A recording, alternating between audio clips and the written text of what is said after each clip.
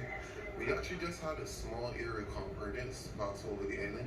This is kind of normal. This is relatively normal based on what we expect. After the system passes, yes, it did say that we were out of the worst of it. But when the system passes through, we normally get these small areas of convergence behind it. And it just means that we're going to get a couple of intense showers passing through every once in a while. But overall, it's still within what we forecasted, the bounds of what we forecasted, which is still going to be storm force, maybe teetering just upon hurricane force, but it's going to be gradually decreasing as the morning progresses. Okay, thank you very much for that update, Jonathan.